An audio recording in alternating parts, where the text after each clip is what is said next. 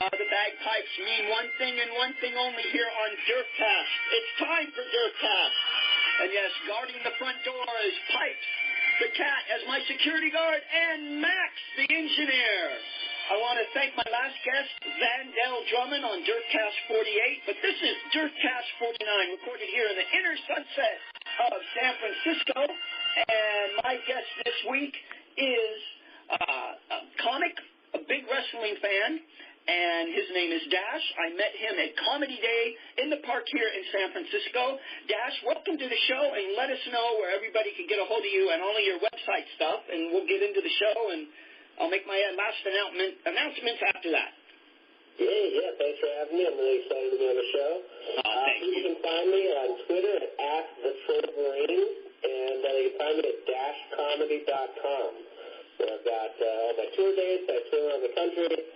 And as well as some cool merch, I actually have a T-shirt that I just started selling that is based on sort of a parody of the Bullet Club shirt from New Japan Pro Wrestling. So if people check that out, they might be interested in the T-shirt.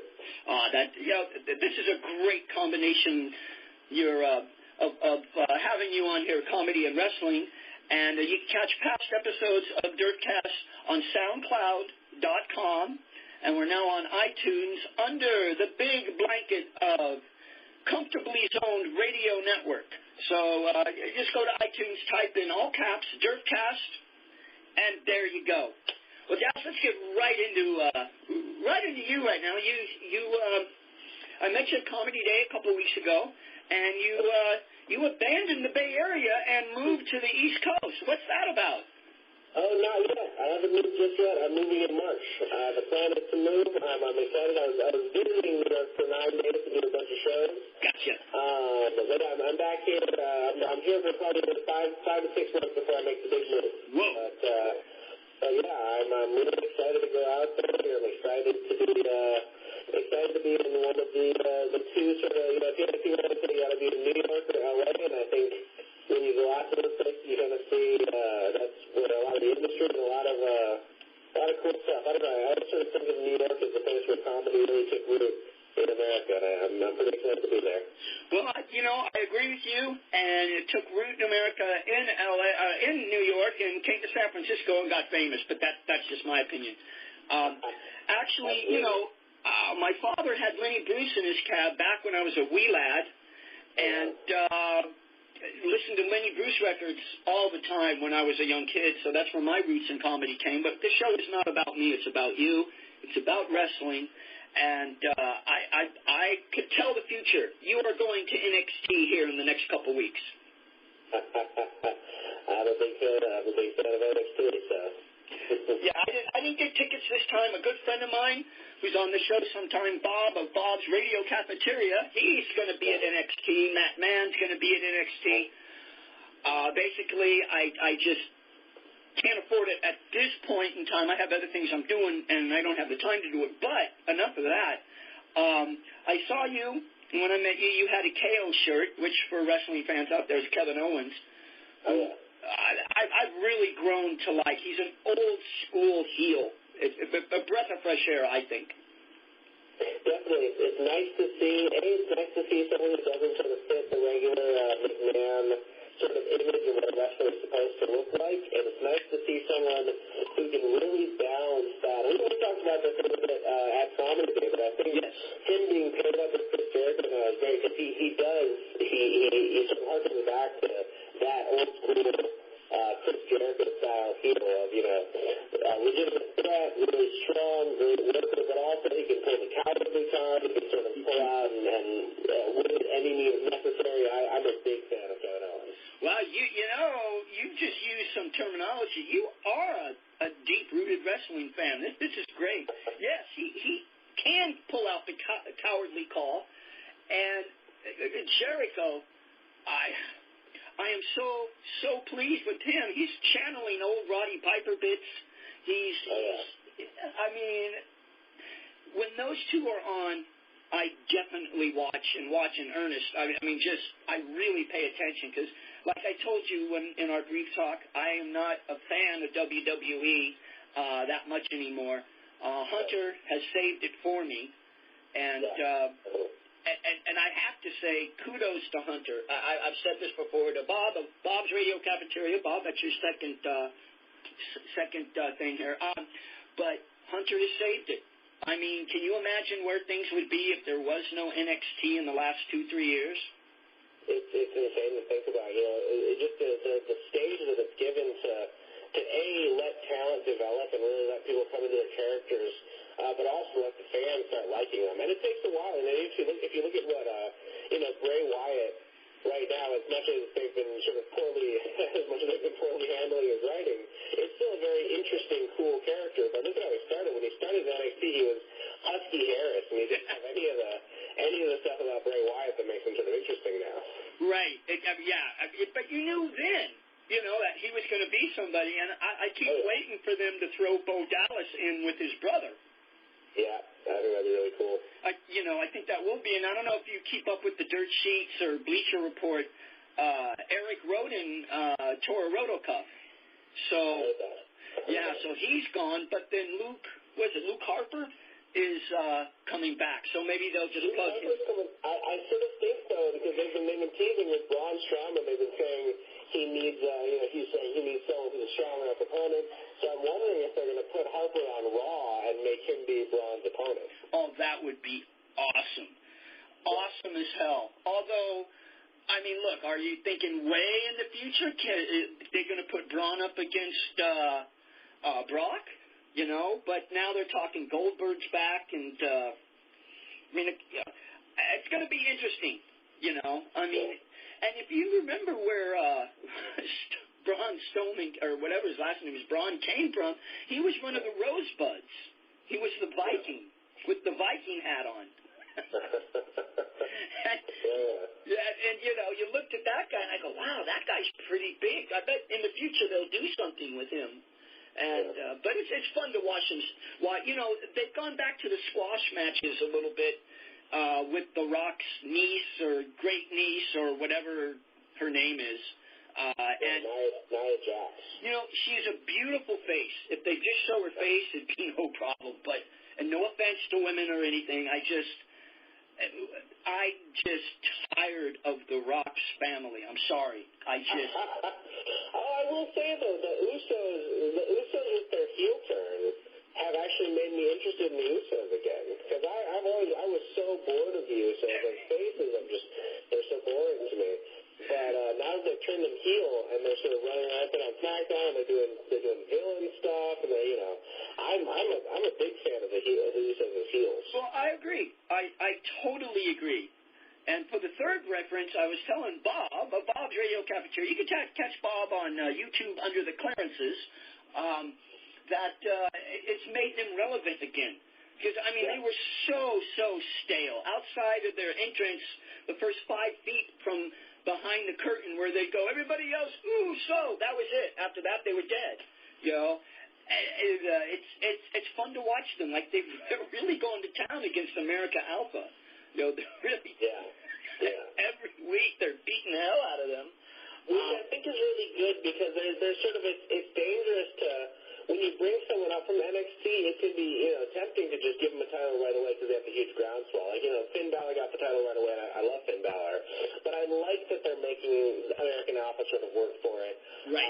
I like that Bayley, I don't think Bayley should go for the title at least until Mania. I want to see Bayley as the underdog first. And that's part of what makes her character great, is she has to be the underdog and come up. She can't win right out the gate or right away. I agree exactly. With you 100%. Bayley started here under Kurt White's promotion of Big Time Wrestling, and I saw her a couple times, and I have to say she was dressed, costumed way better in Big Time Wrestling than she was here. Than she is now. She has quite a body on that young woman. The one I really like, and you're going to have to help me with the name, is the one they suspended for 30 days when they had, I can't remember her name. She had red hair. Susan Marie? Right. And that gimmick was great. 3 straight weeks. Really funny gimmick. Yeah, the announcer, she's caught in traffic and will not be here, and then she's suspended for 30 days. that woman is gorgeous. I mean, just fucking amazingly beautiful. I can see why McMahon's pushing her, but the 30 days has long been up. So I haven't read anything about her, so I don't know what's going on. I'm not sure what they're going to handle, but I'm really enjoying the Becky Lynch-Alexa Bliss feud. I do hope that Becky retains, because I think Becky Lynch is a great worker. I think she's, really, and she wrestles in a way that's very, very unique in the women's division, I think, which is very cool. But I love Alexa Bliss, and I definitely want to see her hold the title at some point in the future. I just think, she needs to be around a little bit longer first. But I'm really enjoying this feud. I'm also enjoying the Carmella Bella feud, because it's nice that and we don't think about this, but there are two distinct women's division storylines going on at the same time, and that is unheard of. Well, you know what? I told you at Comedy Day you're going to open my eyes on the show, and you did just now. That's definitely true. You got Flair's daughter and Charlotte, and with her sidekick Dana Brooke, that's a storyline in itself. And the Boss, who we can get into that in a bit, and then what you just said. The two storylines, great. Love both of them. I mean, and Charlotte. Did you watch Monday Night Raw? Yeah, what a match that was. I thought for sure when she did that flying tope or whatever it was off the top rope to the floor, when the Boss didn't catch her right, I thought for sure she was going to snap an ankle or break a leg. Yeah. She landed right on her feet. That's amazing. I mean, really incredible. For a woman of that weight, I mean, she weighs 190 or something, or something like that. For her to do that type of flip off the top turnbuckle, and launch herself in air 2 or 3 feet above that, do that spin move and land on her feet without being caught. I mean, the Boss didn't even catch her. That takes so much coordination. In addition, that is the first Raw that has been main evented by a women's match since that Lita match, over a decade ago. Good point. Yes, you're right. I think right now, with this first year, there's not too many even male wrestlers that have come onto the scene and had such an impact. But then again, look who her father is, Absolutely. As much as people don't like Flair, because how he's tarnished his legacy the last, 5 years, you have to give credit where credit is due. She gets better week by week, And how do you feel about Cena potentially taking a run at Flair's record? You know what? I think it sucks. I think Cena. Yeah. I think they should give him the title when he retires, not now. I mean, it's just the same old shit that they give him the title, but on the other hand, there's always two sides to every story. There's two sides to a coin. He does so much charity work. He's the number one Make-A-Wish guy ever, by far. Has done more Make-A-Wish, you know what I'm saying. And whatever they ask him to do, he does, and does cheerfully and gratefully. So, I mean, on one part, you can't deny him, but I don't think it's his time. I think they should let AJ go with the title for a long time. I don't think they're going to give it. I don't think they're going to give it back to him just yet. I don't think Cena's going to pull it out at No Mercy. I think, especially because I think they're saying that both Cena and Ambrose have movie projects they're working on. So I think AJ will retain. Oh, good. At No Mercy, but I like that it's sort of in the consciousness now. I could see. I don't know how much longer Cena's going to be wrestling for. He's starting to become sort of like The Rock, where he's getting movie stuff, he's getting other stuff like that. Yep.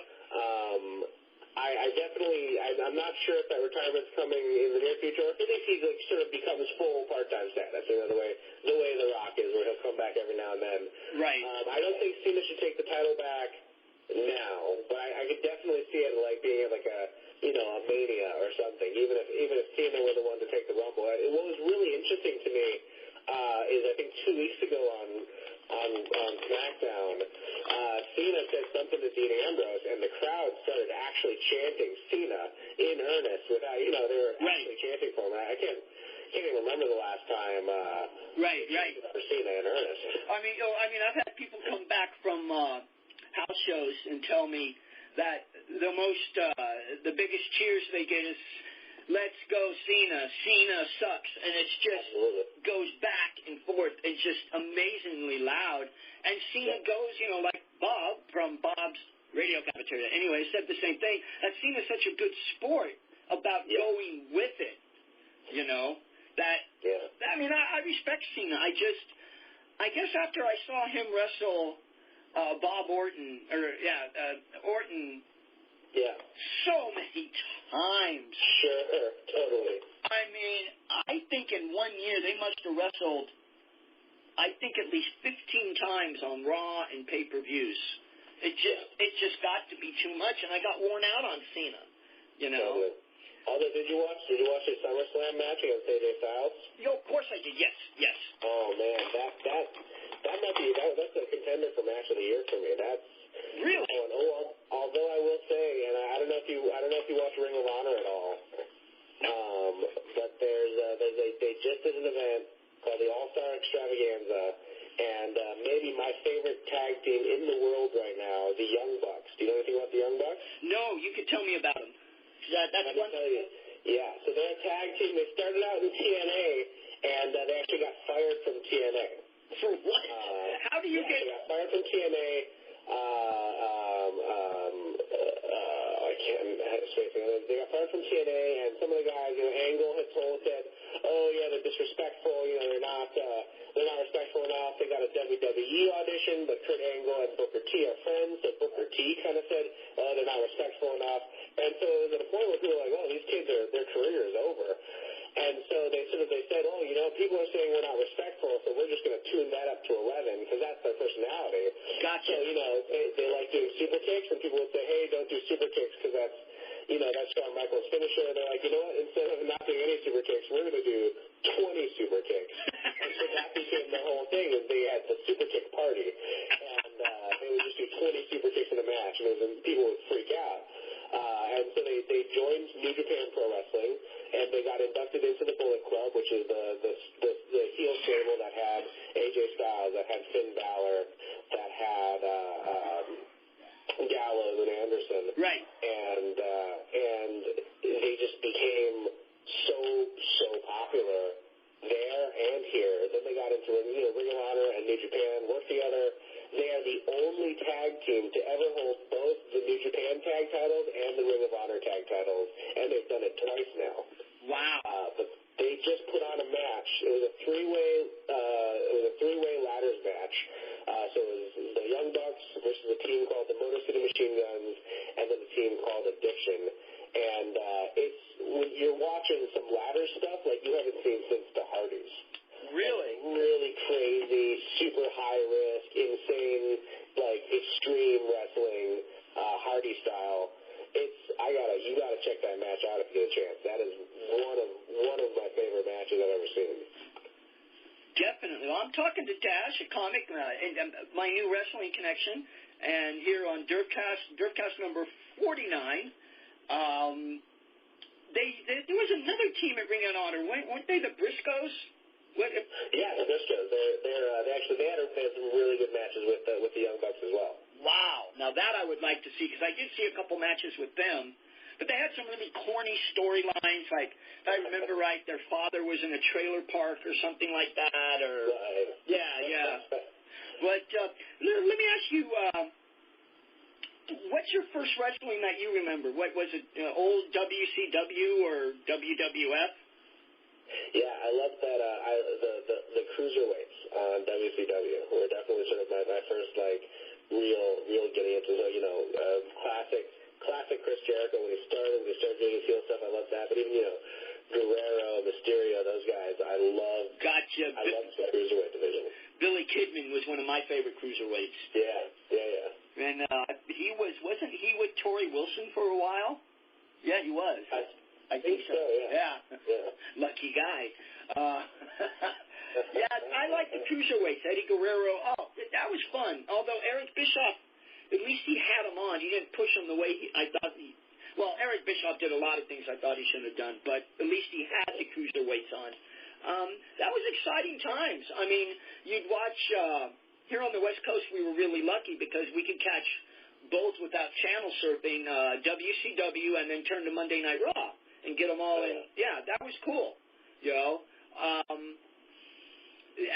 mean, outside of having Hogan in WCW, I enjoyed it. I enjoyed all of WCW except when Hogan came and his influence of the booking. It just, you know, but when they brought Roddy in. The NWO sort of just became so swollen and bloated. You know, it started off as a really cool, sort of fun stable, and then it just became. Oh, yeah. Yeah. You know, who wasn't in the NWO? Right. I mean, when you got guys like Virgil and when Kurt Hennig, who I loved and followed him and his dad, Larry the Axe Hennig, since I was following his dad when I was a little kid. When he went in it, that was it for me. And then when they made the Cowboy stable of Barry Windham, they sang a song, Rap is Crap. I forgot all the guys in it. Windham, Kurt Hennig, another guy that's dead, Bobby Dumpkin's kid. But yeah, WCW, I mean, it really went to pot at the end, but before it did, it was fun. You know, when Vince Russo... There's a lot of great stuff on there. When Vince Russo booked it, it got really corny. It got very silly. Well, I think Russo, people always say, like, he had a lot of really great ideas, but even more terrible ideas. So you needed someone to sort of say, hey, that one idea is great, let's do that, but those 10 ideas were very bad. That's Vince Russo. You know, he has a podcast of his own, and he kind of has come clean in a couple of them, and finally has admitted that he did go overboard, that he shouldn't have, did some of the things he did. But the money was coming in, the ratings were sky high, but so it was the cruiserweights in WCW that was your first memory of wrestling. Yeah, really love those guys. Love, all the high-flying stuff, especially, little kid watching, like, all the high-flying stuff. You get a bunch of the lucha guys. You get, sort of the crazy costumes and the masks, even more so than the main roster. But even just that really cool technical wrestling. That's actually one of the things that really appeals to me about the New Japan wrestling is that they love really impressive technical wrestling. Gotcha. So, like, if they were both able. One was alive, and the other one was still able to wrestle. A Dean Malenko Guerrero match would be fantastic right now. Yes, absolutely. Oh, Paulie Dangerously, Paulie Heyman of ECW was the first to book that match, if I remember right. It's crazy. Yeah, it's crazy how much Heyman really changed the landscape of American wrestling. Yes. When he was trying to take ECW and give it something different, and he really started the trend of the extreme wrestling, really started the trend of bringing over guys from New Japan, and started the trend of bringing over guys from the Mexican lucha guys.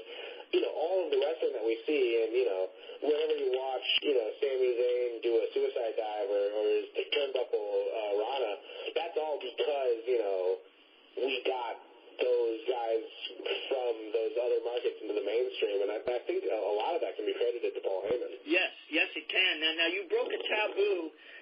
That one name I don't allow on my show, but you know what? You're a guest, and you could do no wrong. I just hate Sami Zayn. I don't know. I always have to hate somebody with the passion, and that's the guy that I hate with the passion. But back to meeting you at Comedy Day. You actually, what really intrigued me about you, Dash, is when you told me about doing a show in Denver that was stand-up comedy and wrestling. Tell me about that. What a concept. So, the Denver comedy scene is really, really cool in that it's very well integrated with the wrestling scene. So a lot of the wrestlers are friends with the comics, and they do a fair number of shows together.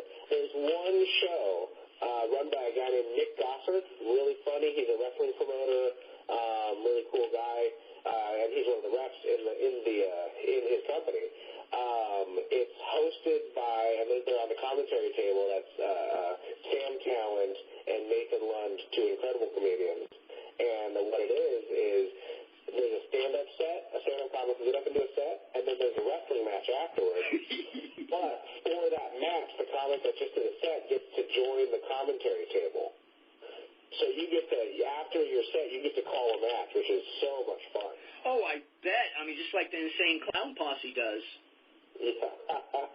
Have you ever been to one of those shows, or?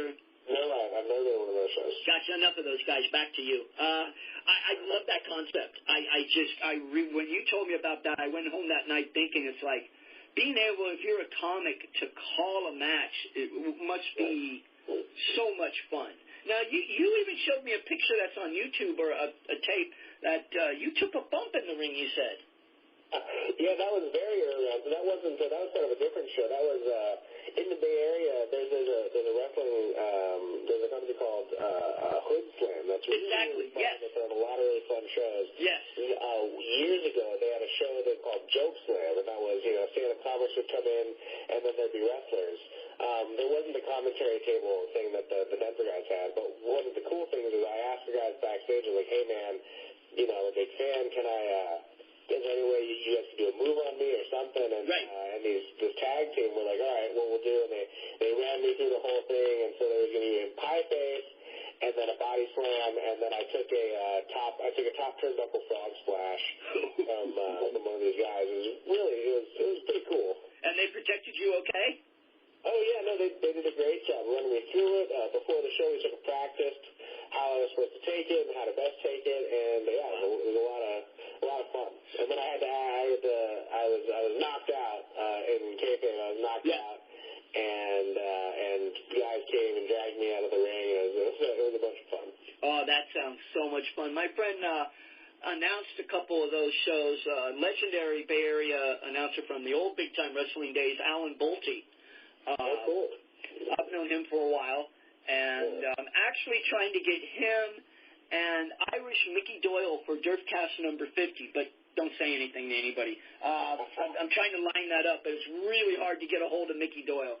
He's been on my show about 4 times over the last 2 years, but is Hood Slam still going on like the last Friday, the last week of every month?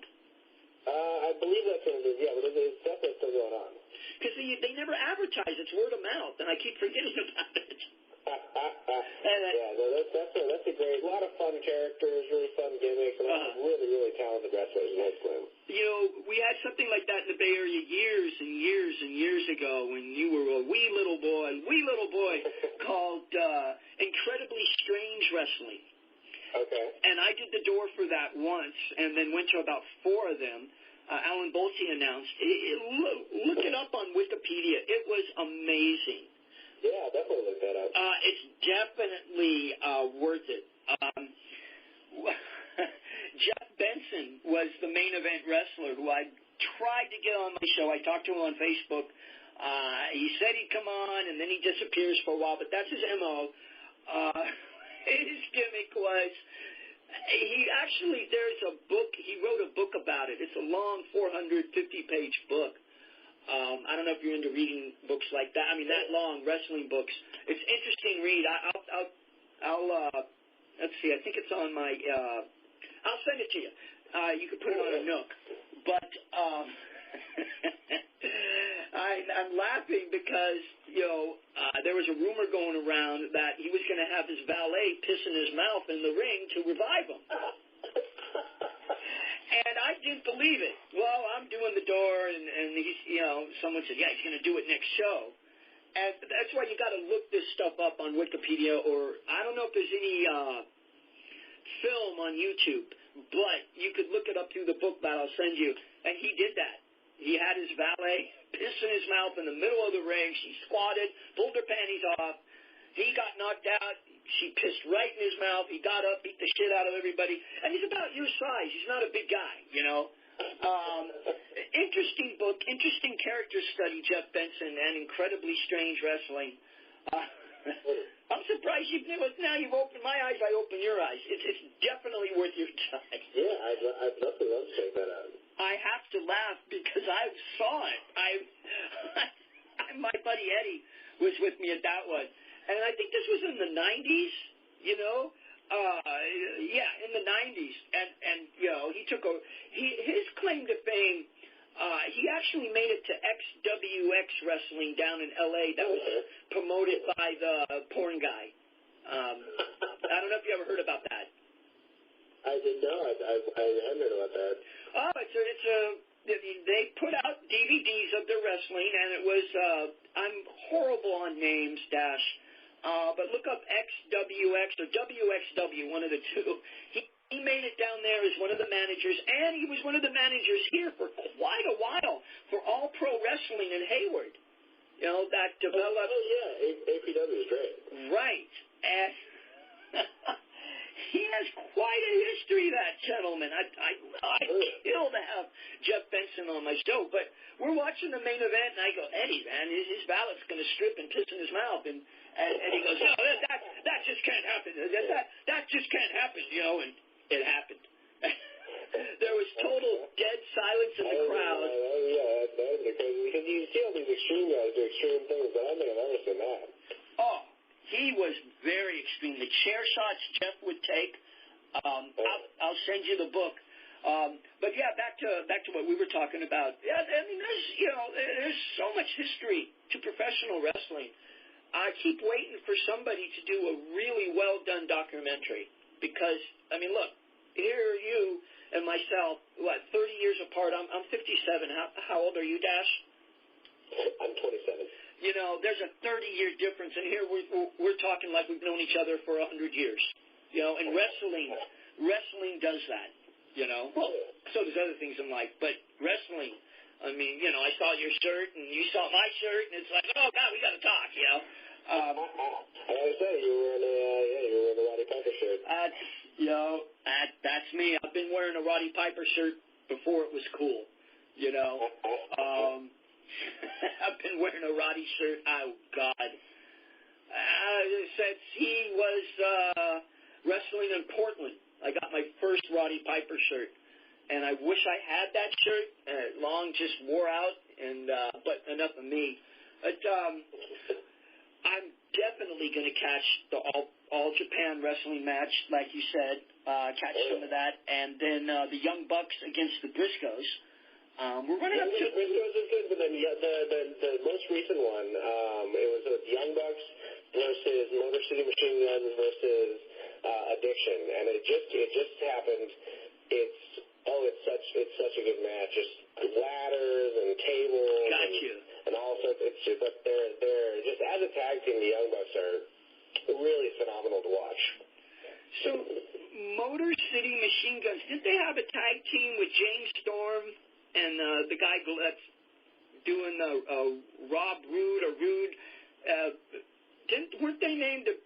They had some sort of gimmick that was Michigan or Machine Guns or something like that in TNA as the champions a while back. Oh, that was Guns and Beer. Got you. Okay. Got you. What do you think of Rude now in NXT? I tell you, I'm really enjoying his NXT. I'm really enjoying him tagging up with the Perfect 10. I've been enjoying that juxtaposition. But I was there. I flew out to Brooklyn to go to NXT Takeover 2. You told me. And yeah, his debut was so cool because we hadn't even seen him wrestle once in the company yet, and he was immediately so over with all of the fans. Well, that was just an amazing entrance. I mean, the music is fantastic. I think that's the best music I've heard in a long time. You know, it reminds me of the $1 Million Man. I mean, well, not music per se, but just it's the type of entrance that gets the wrestler over. Totally. Yeah, I loved his debut. His finishers are a little boring. I'd like to see him do something a little cooler with regard to finishers, but, you know, technically wrestling, love the way he wrestles. Big fan of the character, so I'm excited to see where Bobby Roode goes in the company. Exactly. You know, maybe they could have him and Austin Aries wrestle each other again. You know, I mean, they have history.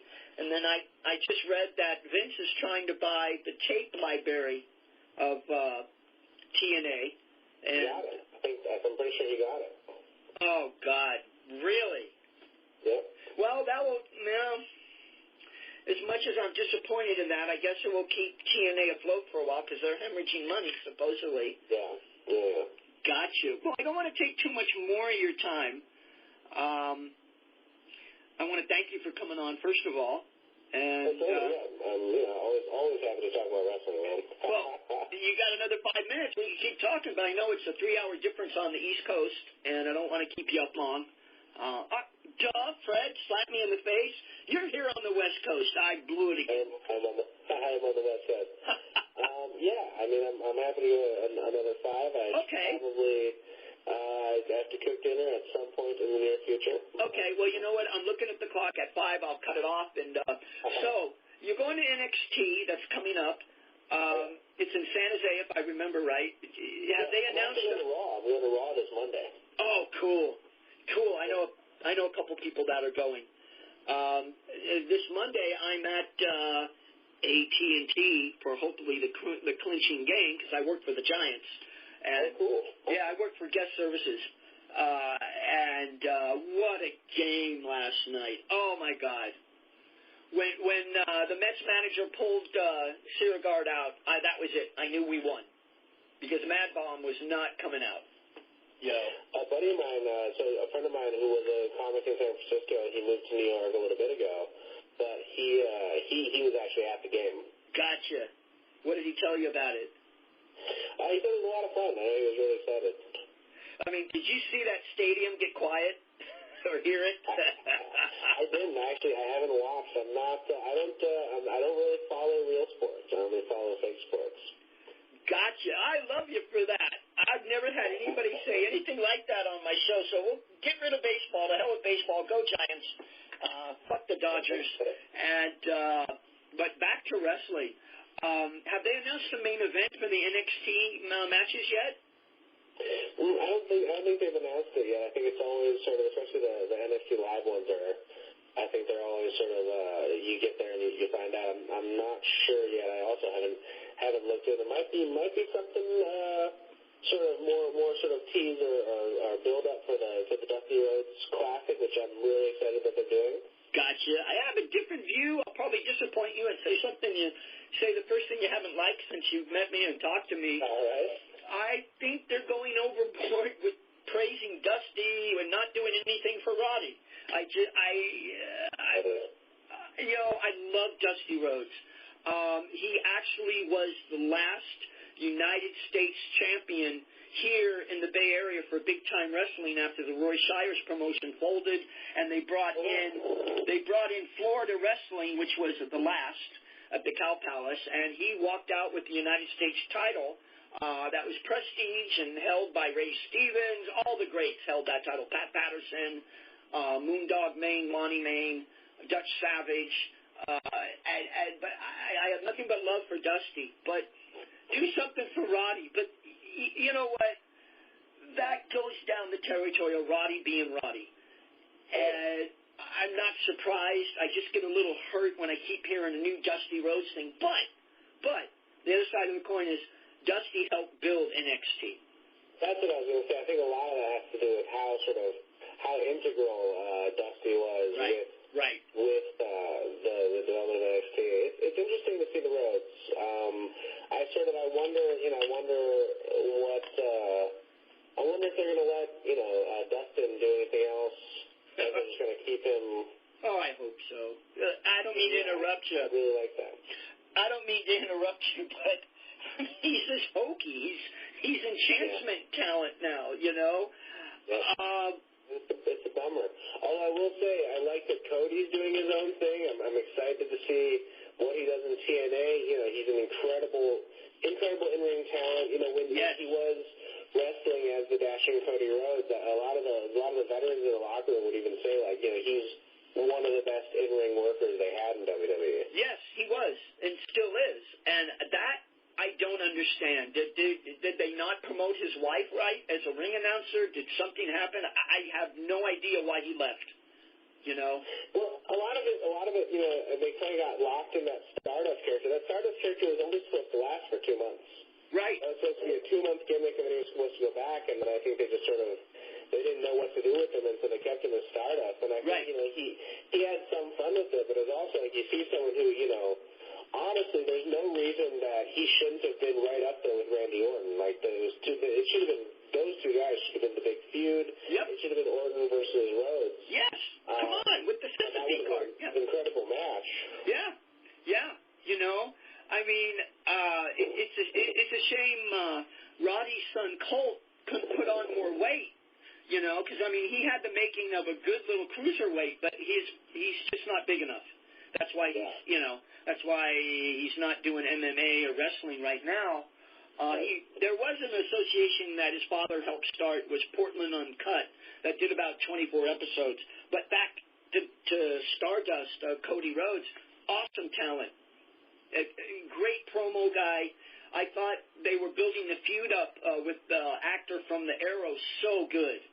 And all of a sudden that disappeared after one tag team match. It's a shame. But, yeah, I totally agree. I really like seeing him. He's coming to, no, not anymore because he signed with TNA. He was going to come here somewhere on the one of the federations. We're blessed in the Bay Area with, I think, Hood Slam and three other wrestling associations that are really fun.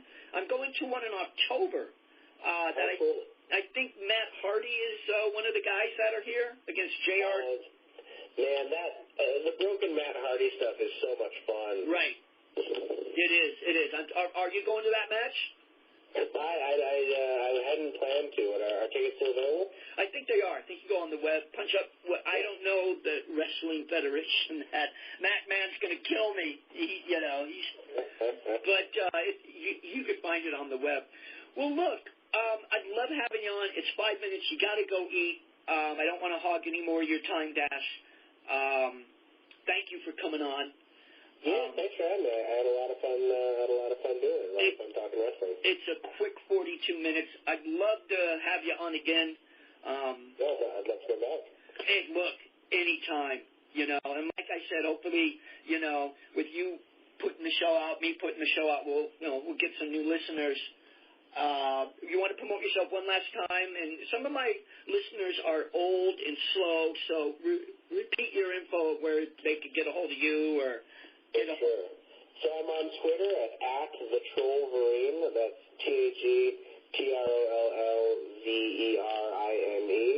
at the Trollverine, and then my website is dashcomedy.com, and that has tour dates and some videos, and also links to where people can purchase the Bummer Club T-shirt, which is my official comedy shirt. It is a parody of the Bullet Club T-shirt. I love that, Dash. Bummer Club. Sorry, you really got me laughing there. Well, geez, it was great talking to you at Comedy Day, and even better talking to you here. Thank you so much, and please come back again. It's been great talking to you, and thank you for enlightening me about the Young Bucks and them against the Briscoes. As a matter of fact, I'm going to YouTube that later on tonight, and this show will be up tomorrow. I'll send you a link tomorrow night, but I'll send you a link beforehand on Facebook messages. Geez, you know what? It's not a big show, but it's so much fun talking wrestling with somebody who is so in tune with the new wrestling, NXT, and stuff like that. So I'm going to quit kissing your ass and say, kill him out there on stage, break a leg, and all that good stuff. And I loved your set at Comedy Day, by the way. Thank you so much. Yeah, that's a great show. It's my second time doing it. I love Comedy Day a lot. Gotcha. Well, if you've done it twice, you'll be back next year. I hope so. Oh, I know so. I know Debbie Durst personally for like 35 years. And once you've been on twice, you'll be on a third time because you're proven. You're a proven commodity, and that's what Comedy Day needs, But this is a wrestling show, so I'll shut up. Dash, thanks a lot, and excuse me for thinking you were on the East Coast. Hey, no worries. I will be in a couple of months. Gotcha, brother. Thanks a lot for being on, and God bless you and all that stuff. Thanks again. Yeah, thanks for having me. I had a blast. All right, brother. Take care. All right, you too, man. Bye. Thank you so much. That has been my new buddy, my new wrestling. Oh, it's off. Well, see, that's why I have Kat as an engineer. Are you still there? Oh, see, that's why I have Max as the engineer, my Kat, because the show always goes downhill at the end. I want to thank Dash for being my guest. It's so much fun talking to somebody that loves wrestling as much as I do. And get out there. Purchase Roddy Piper's Children have put a book out just simply called Roddy. Go get it, read it, it's well worth it. I want to thank Pipes and Max and Dash. And remember, You can catch all past episodes of DERFCAST on SoundCloud.com. Just type in all caps, DERFCAST, DERFCAST. Give a shout out and to listen to the clearances on YouTube from Bob's Radio Cafeteria. And also, both of us are under the banner of Comfortably Zoned Radio, Ralph Tycho's radio station, as you will, on iTunes. Also, type in DERFCAST on that. And remember, so important, people out there, stand up to bullies. It's that easy. And in this political atmosphere, we really need people to stand up to bullies. It's that easy. This has been a production of DERFCAST Incorporated, recorded in the beautiful Inner Sunset District. Thank you, and stay tuned for DERFCAST 50. I promise it will be on eventually.